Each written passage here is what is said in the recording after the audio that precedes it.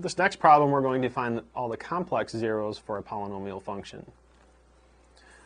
Here, our function f of x is x cubed minus 4x squared plus 25x minus 100. We'd like to start by factoring by grouping. We'll group the first two terms together and the second two terms together.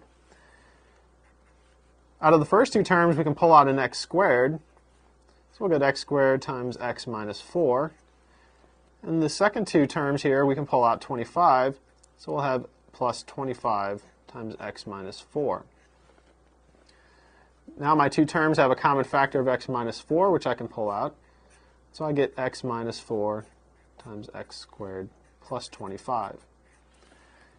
We want to find all the complex zeros for this, so we could set this function equal to 0 and solve.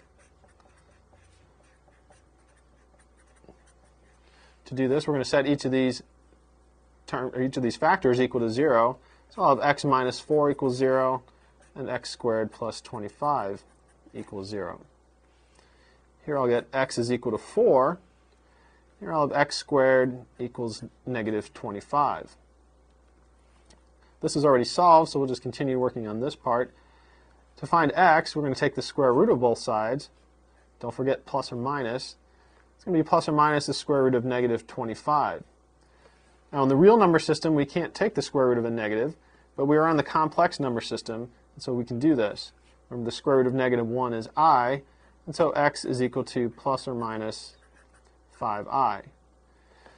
So we have three zeros for this polynomial function, and our zeros are x equals 4, x equals negative 5i, and x equals 5i.